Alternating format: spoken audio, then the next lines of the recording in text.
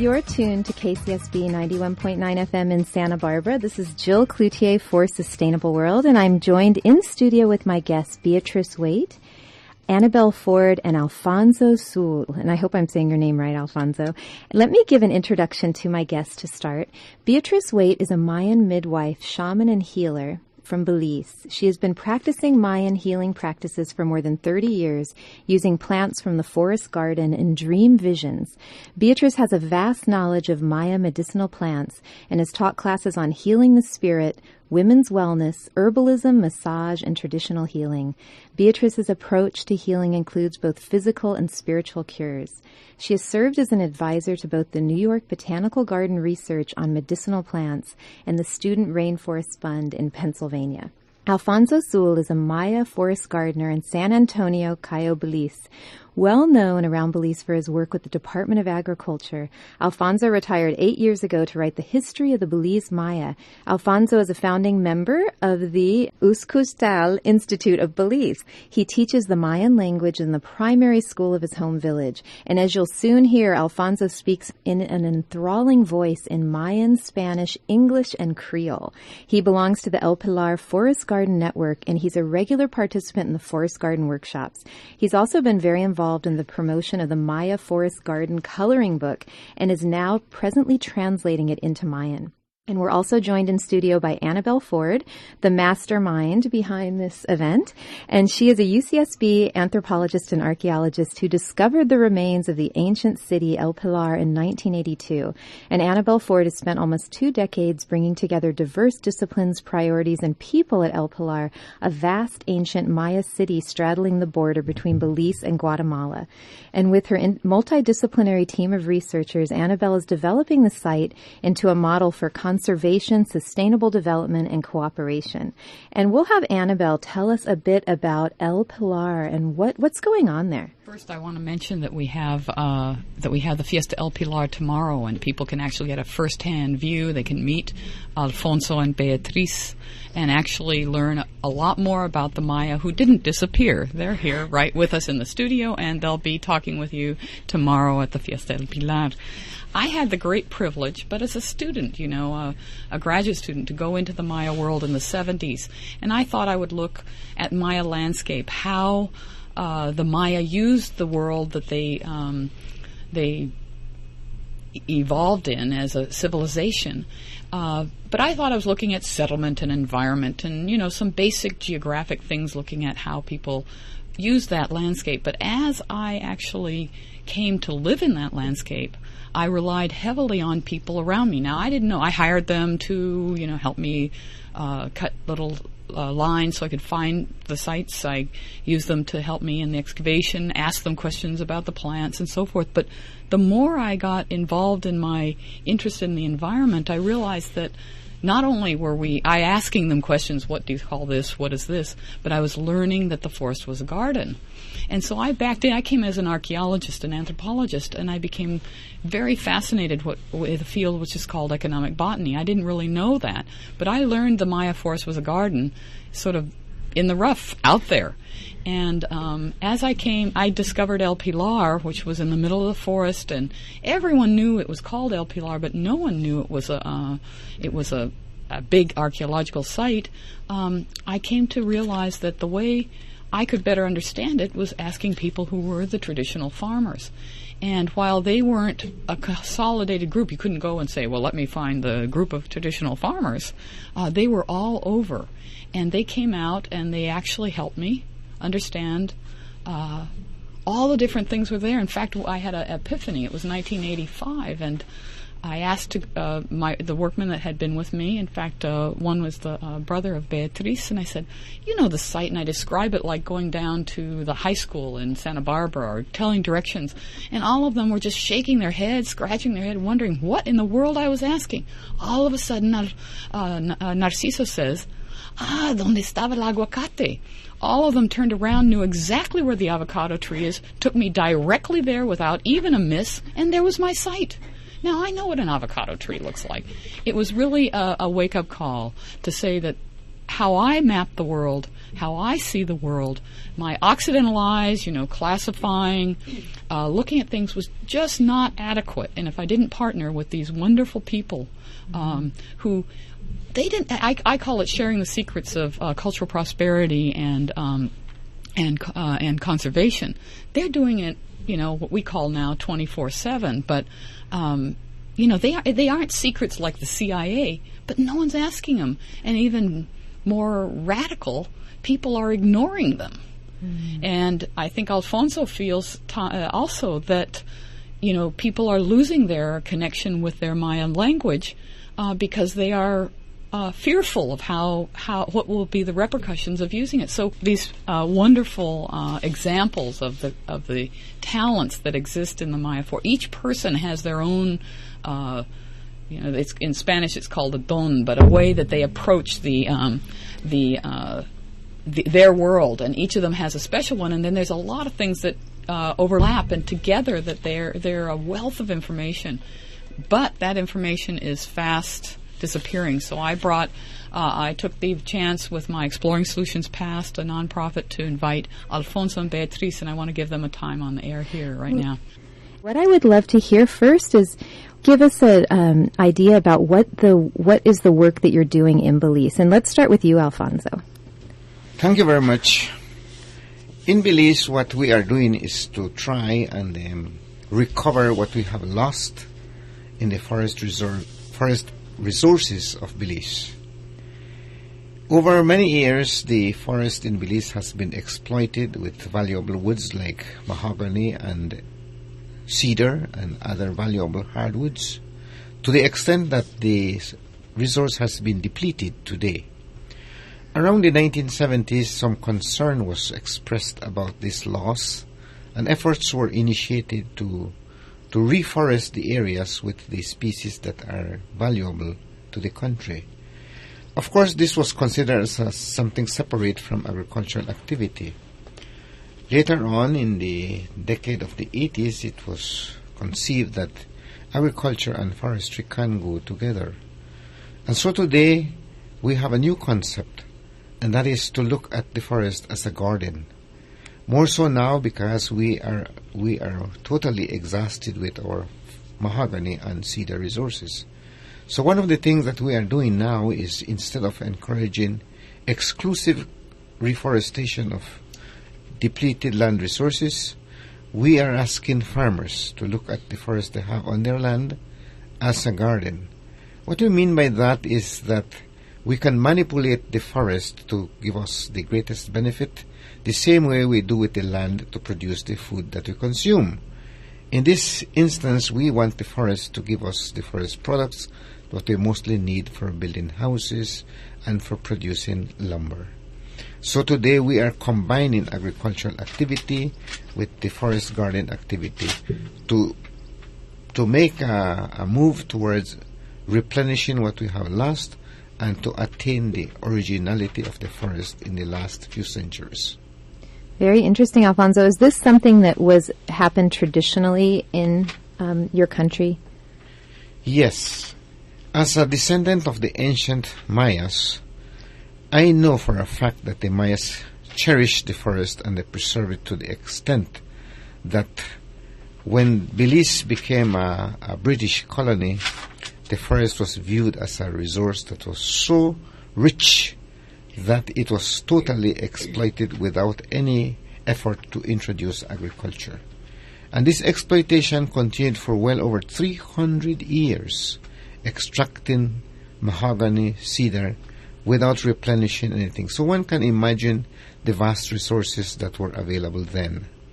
And so we know for a fact that Maya farmers were very careful to take care of the forest so that forest fires do not destroy the forest. Now, one of the reasons they do that is because the forest abounded with a game life like birds and animals, which supplemented the diet of the Mayas. And so if they took care of the forest, their meat supply would also be assured. And so whenever a Maya farmer burned his plantation, he would ensure that the fires did not spread out to destroy the forest, because he would be defeating himself.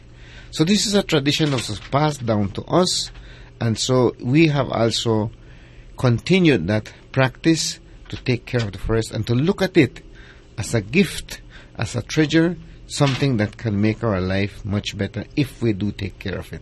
And this is the concept that we are endeavoring to preserve. And that's very different from our concept here, where forestry is very separate from agriculture. It's kind of two different things, and it sounds like you've integrated it there somewhat. Yes, indeed we have. Now, Beatrice, would you tell us a bit about your healing work and what you do with plants in the forest? Okay. I'm the 7th generation practicing herbal medicines, or we will call it Maya medicine. Way back when my ancestors lived in the rainforest, there was no nurse, no paramedic, nothing, but they had shamans, they had snake doctors, they have acupuncturists in their own way, they had pulse reading, they had prayers being done to them, ceremonies. So my ancestors from both sides, they were midwives, shamans, and everything. I kind of looked the way how my grandmother did, being a midwife for 60 years in my village. Not a lady died, not a lady torn, not a baby died, using only herbal teas, prayers. And so I think I just wanted to be a part of that. Kind of like from a small girl, I followed my father picking the herbs, getting the resin of the copal tree, the incense from the bush. I would go with him, and he would say, "Why do you little girl have to follow me instead the boys?" But I think I had a calling from small. So my mother said that I was born with a sign, that I had a tooth when I was born, and 3 days it disappeared. That's a sign. Then I had that veil that we call kind of like a veil that cover your face, that the midwife have to rip immediately, otherwise I will be dead. That's the next sign. So then I was born with that sign, but I didn't knew. So I could see spirit, I could have dream vision, I could see things ahead of time. But it got me so scared. Because, as a little girl, we don't understand these things. As I grew later, and then my father explained to me, and then I said, okay, well, now I could accept it. Then I was not afraid. But way back as a little girl, I was really scared. Okay then. So in the village, there's a lady that had 5 kids, and 4 kids had died. Like every week a baby would die, but I don't know what happened. So the last one, she came to me one morning, and she said, "Miss Wade, could you please do some prayer, some medicine for my baby because he is dying?" And I said, "Take him to the doctor." And she said, "No, the doctor give up this baby to die." And said, "Oh my God, what could I do now?" I said to her, "Well, I'll try, but I am not reassure you nothing, but I'll do all my best." So I said prayers, I gave the baby massage, I gave him tea, and I said to her, "If he does not stool nor vomit, by tomorrow he is going to be saved." Boy, so said, so done. So that spread the word. In 3 months I was having tons of people coming every day, and that has never ended. Up to this day it went even bigger, but not smaller. So that's what got me into doing this healing. So you were definitely called to your work. Yeah, I was called to my work. And Beatrice, how do you utilize the plants in your healing practices? Okay, I take plants with very much respect, I would say. When I go collect a plant, I have to say a little thanksgiving to the spirit of the plant. As foolish as it may sound, because some people would laugh at you and say you are nuts, but I don't think so, because I'm just practicing what I learned from my father and my grandmother, which they did so good. And they never failed, they never went wrong, they were never sick. My grandmother lived to be 103, and she never visited the doctor. She broke her hand 3 times, and she mended it herself. So then, I respect plants so much in that way, because each of us, if we look at plants, the plants are our allies.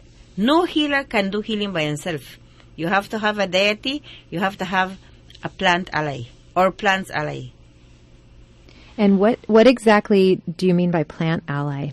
Plant ally is you use your plant Like we call some plant pot herbs. The leaves is for our food. The stem is for our medicine. The bark is for our medicine. So, all in all, it's everything out there that's good for us. And are there certain plants, Beatrice, that you use in your work more often? Oh, yeah. And I have to recall it's rue, or it's called ruda in Spanish. Yeah, rue here. Yeah. Then the other one is basil, albahaca in Spanish. Then the other one is marigold, which we call in Belize flor de muerto. So those three plants I use very much, even though around my house I have like 150 plants there that are medicinal values. All of them has. Okay, if it happened to be that I don't have these plants, I could stick to any other one that's out there. But those are my favorites, so I call them the Three Sisters of Mercy. And that's rue, basil, and marigold. And marigold. Yep. And how did you learn about these plants from your father and grandmother, or? Yeah. From as a little girl, my father was the or the one that say the prayers, or shaman, the one that says the ceremony, and my grandmother was the one that doing the massage on us. If anything would happen for the female organ, that's the uterus. So she is the one putting everything together so that we may be healthy. And we didn't have not a problem. I cannot tell you how a headache would feel when I'm having my period, cramps or anything. I cannot tell you how it went. I could tell you about laboring, childbirth. I could tell you about that, but other things about a menstruation cycle that's too heavy, I have cramps, I have bloated. Nope, never had. So very healthy using these plants. Oh, yeah. How did you learn, and then Alfonso, we'll get back to you, how did you learn, Beatrice, because I know we were talking yesterday about learning from the plants and the message of the plants. How do you communicate with your plant allies? I think the plants know that you love them. And you would have a dream vision that some plant is calling you. So, that plant knows that you need that plant, maybe as a tea, maybe as a poultice, maybe as a herbal bath. So the plants are there to help us, but we need to pay attention. Or we could even get it in true dream vision. But we have to stick to our plants. We have to pamper our plants. Like, let's say, for example, maybe here you don't have a lot of land, or you live in an apartment, but you could put little dots in some containers and have a rose bush, for example, that will show you love. And it's good for your tea, and it's full of vitamin C. So what else? Where could you go wrong if you have a rose bush tea, a rose by your house, a basil plant, a marigold plant? Here, people doesn't like to hear much about rue, but they could put a rosemary, which rosemary is like the best you could have in your house. So there's always a plant for any place where you are. Exactly, there's always a plant. You just need to discover what is your plant ally or plant's ally. We'll get back more to that, Beatrice, in a moment. But Alfonso, tell us a bit about how, when you were young, you learned from your grandfather traditional techniques of using the land, and then you went to school and became a scientist, and then you always had that vision of returning to the land. Yes. As a young boy, I used to accompany my father, my grandfather to their farms. And I was very impressed with the number of species and varieties of crops that they grew. And I remember that we were self-sufficient with our food necessities at home. As an example, we had corn from one crop to the other. We had beans from one crop to the other. There was so much to eat that a large portion of it was spoiled. So I dreamed of the day when I myself would become a farmer and have self-sufficiency with food supplies. And later in my life, I joined the agriculture department, and I began to work as a professional. But my dream was to go back to my roots. So I acquired the land, I built a house there, and I went back and I planted. as many varieties of fruit trees that were available in Belize. And unfortunately, when I retired from my professional services and I asked my wife to go with me to the farm, she refused to accompany me. At any rate, I went back to the farm on my own. And the greatest enjoyment that I have derived from that effort is the fact that I work with the plants, I see them grow, I have a lot of produce on my farm. And one of the greatest pleasure I derive is to be able to give a friend something that I have produced from the farm. The other greatest satisfaction that I have derived from it is that now I see how the land, the effort, the plants and the birds and the animals all work together. For example, when I first cut out my little area as my farm, there were very few birds and very few animals. Because I have an abundance of fruit trees that bear a lot of fruit both for myself and enough for the animals as well. Early in the morning I can hear the little birds chirping all over the place. Abundant with birds and animals that visit my farm for the food source. So I can see a world full like that, and that is what I'm trying to promote by telling people that you can make the land as productive as you want, and you can make the forest also as productive as you want if we only take appropriate care of it. Now, Alfonso, what would you say are some of the other benefits of food forests in the type of farming that you're talking about? Besides, I know biodiversity is one of them. Yes, one of the other benefits that I can see is the fact that the forest, which was viewed as a resource to be exploited, can never be exhausted provided you take appropriate care of it. And the same concept also supports my idea about the use of the land. Proper use of the land, for example, there are too many people today that use fire to remove the debris on the land. We all know that the organic matter is what makes the land rich. So if we can only conceive or rather adopt the practice of using all the available organic matter, the soil has the capability to replenish the nutrients that we take out.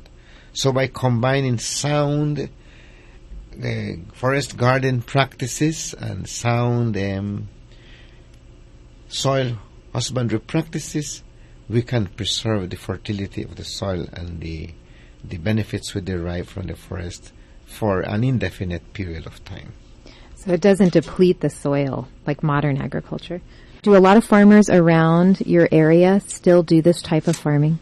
Yes, there are many farmers who use fire to remove debris. We are endeavoring. I belong to an organization called Ukushtal Masawal, where we endeavor to inculcate these practices among our members and among others who need it and who request the assistance. That they should use fire very judiciously. Sometimes you have to use it, but you must use it judiciously so that you can derive the greatest benefit. We also offer our services to any organization who asks, and we know that this is something we need to do. And that is how I am assisting Annabelle Ford to promote this idea of using the forest with a minimum of fire so that we can get the greatest benefit from it. Could you tell us a bit, Alfonso and Beatrice, about the El Pilar site and what's going on there? First, I would like to mention that the El Pilar site is a national park by law. And I like the idea that Annabelle Ford proposes for the area, in that it consists of something like 2,000 acres of land, which includes the entire structures built there by the ancient Mayas. It has a wide variety of forest trees that are very valuable both for the construction of homes, Maya homes. Here I might mention that in the past the Mayas built their homes entirely with products from the forest without using any single other material from outside.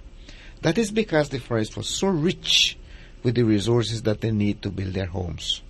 Today, those forests have been depleted with respect to species that might be turned into lumber. It's very scarce. And so our idea is that this 2,000 acres should have as much species of forest as it had, let's say, 200, 300 years ago. And this can only happen if we look at the whole area as a vast garden where we are able to manipulate it to give us the most benefit that we desire. We have made a start. It's a small start, but we believe that this will gain momentum as the years go by. That's wonderful. And Beatrice, do you have anything you'd like to say about the El Pilar site? I think El Pilar is one of our Mayan sites that is really intact. Because when you visit the site, it gives you a great joy that you can enjoy the birds chirping, breathing fresh air. You could see the plants in their natural habitat. And it's something unique that I would like to invite people to go and visit and see for themselves. Beatrice, would you like to talk a bit more about some of the plants, or what type of plants would you grow besides your Sisters of Mercy? Okay, I would grow a lot of in my backyard. I have like plants that I have to go far to get. Like, let's say Billy Web bark is really good for diabetes, and Billy Web bark you can get like 2-3 miles from my village. You have to go really far. So now I am planting Billy Web bark close to in my yard. So in the near future, probably I'm not hoping to take from that, but at least people could come and see. If I tell them I'm a Billy Web bark, they could see the tree and they could see the bark. Like that. So you can actually see the plants that are doing the healing. Exactly what I'm talking about. The next one is copal, which also way back when I was a little girl, like half a mile from my village, we go collect with my father. No, forget about it. It's not there again. So then that's the next one that I have close to my house. In case somebody wants to come, I talk about copal. Well, I cannot take resin from that because it's small, but I could pick a leaf and then I could give you to smell so you could see at least the leaf and the plant itself. Do you feel that familiarity with the plants, being close to them, really does help with the healing process? Oh, yeah. Mm-hmm. I feel it very much like that. I feel that I am really shielded with the blessing of the plants and the spirit of the plants around me. So anybody that would come and visit me, they could say, I could feel some really good vibes here, which is true. Because we have a communication constantly with the plants. Would you say that the plants are they, do you see them as energy or do you see them as spirits, or how do you see the plants? I think it's both. It's energy and has spirit. So that's why when you think about it and you put positive thinking, it works. Because anything that you will do with faith is going to work. If you don't do nothing with faith, it's not going to work. So you need the faith that... You need the faith. Yeah. Mm-hmm, mm-hmm. And would you say if someone was very interested in connecting with a certain plant or felt drawn to a plant, what is something they could do to cultivate a relationship with that plant? I think you have to sit with your plant, talk to your plant, use it as a tea, use it in your herbal baths, and put it in your pillow. Because there are plants that really has a good smell, and it soothes you. Mm-hmm. Certain plants, definitely, yes. And would you, Beatrice, do you teach classes, and do you give workshops in the U.S.? Yeah, I have a number of workshops, which in the El Pilar Fiesta I will have some handouts that people could come and check. I have a number of classes I teach. For example, I teach women's wellness, the power of prayers, the pulses, how to detect your pulse. I teach how to make salve. I teach the Maya abdominal massage to realign your uterus. because usually it's a bad something in us women if it's not in the proper place. It gives you 32 symptoms, and who will not get sick? And it gives us 12 causes. Also, I'm starting to teach introduction to shamanism. That's more like the spirit world, like the spirit of the plants and things like that. It's not nothing impossible that nobody can learn. So I would have flyers out there. Kind of people could get in contact with me if they want to come down and study, or they want to bring me here, make a group. I'm willing to share with them, because I don't know how much long I could live. I can never say, I'm going to live 100 years. So then if this was not taught to people, that would be like a golden book being buried, and nobody would know about it. So you really are interested in passing this knowledge on. That's my calling now. Yes. And would you say, Beatrice, that our modern culture, maybe just your observation of your time in the U.S., do you think we're suffering from our lack of communication with the plant world? Oh, yeah. Very much so. Because as I was telling you yesterday, one time I had a really bad cough and I dreamed about the garlic. And who would consider garlic here like a medicine? And garlic is really good for everything. Garlic is even considered like for the cancer thing, for asthma, for any lung problem, to lose weight, because I tried to lose weight and I lost 60 pounds and never to gain it back. So the garlic talked to me and I did use it and I got better. It's even antibiotic. So, you could never go wrong when you would eat a raw garlic, but who would want to eat it because it stinks? So, I call the garlic a stinking rose, because it kind of looks like a rose, but it stinks, but it's really healthy. It really does. Yeah. Whenever I start to feel sick, I just eat garlic. Yeah. Unfortunately for the people around me, but it does work. Yeah. Yes. And it's also good for negative energy. See, there's so much to learn from the plants, and I've studied plants on and off for years, but I feel like it's just this endless field of knowledge to learn. It's never ending. Yes. Well, let's speak a bit with Alfonso. Alfonso, I would like to know more about the coloring book that you are working on. If you could speak about that. The coloring book that Annabelle Ford has launched in Belize basically introduces people to the many trees or products which the forest gave them and how they have used it. I am working in the translation of that book into the Maya language. The coloring book only deals with a few plants.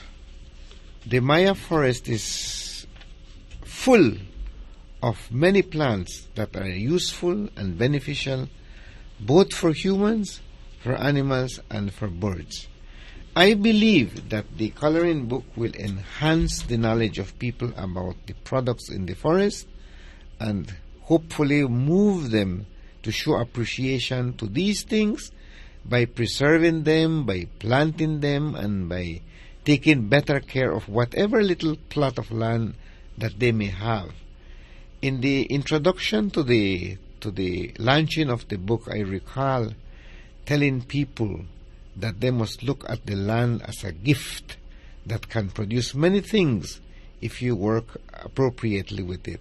So I believe that little book should engender in those who look at it and work with it a greater appreciation for the resource as land and forest around it. And they can contribute to it by making a little pot plant in their yard or turning their little plot behind a house into a full-scale garden where they can take care of the plants.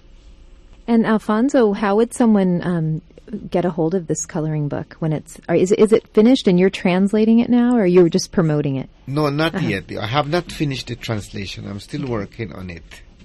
And it is available in Belize. One last question. We're running out of time. I would love to hear any last words that Alfonso you'd like to say, and then Beatrice too, to our listeners that might be tuning in right now.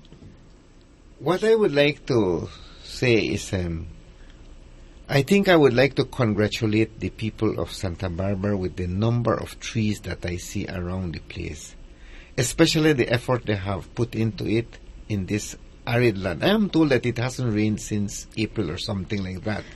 And I am amazed to see the trees growing and people making effort to make the landscape look like a forest. And we, on the other hand, we have millions of trees that we have destroyed. I think our challenge down in Belize is a little bit easier. Our challenge then is to preserve and beautify what we already have, the way you folks here in Santa Barbara are doing. I have learned a lot from my visit here. Thank you very much. Thank you. We're learning from you too. Okay, what I want to comment is, like, I was very amazed to see how much big trees is here. You know, it's a city, and I can't believe my eyes. I think I'm still dreaming. But I congratulate all of you people that are working towards it, and keep that good job going on. Thank you. Thank you. And Annabelle, would you like to add anything? It's a privilege to be here with Alfonso and Beatriz, and if there's anything we can give them and that they will go back with, it will make it will just make me very emotionally happy and pleased that we could actually share, and look forward to the next time. Yes, you definitely have to come back soon. Thank you for joining me, guests. Thank you, Beatriz and Alfonso. And I hope you have a wonderful time in Santa Barbara for the rest of your stay. Thank you too. Beatriz, I was wondering if you would like to give a short, do you know any short blessings that you could give our listeners? Right now? Uh-huh. Oh, yeah. Could I do it in my native language? Uh-huh. Okay. Could we please bow our heads?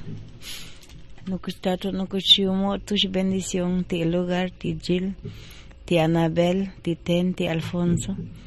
Tlakle mako kuyu bohela, ka nukuch spirito, kuyanto yete, bashkohan eyantio. Kashik maro tio. Tu shanob ahorita. Amen. Okay, I will say it, I translate it in English. Great spirits, I send blessings to each and every one of us here today, especially Jill, Annabelle, Alfonso, myself, and to all the listeners that are listening right now. For they may have a great day, that they may be healthy, the sickness to go away. We ask this in the name of the great spirits. Amen. Thank you so much. You're welcome. Thank you. And you've been listening to Sustainable World on KCSB 91.9 FM in Santa Barbara. I'll be back next week. Thanks for tuning in. Bye-bye.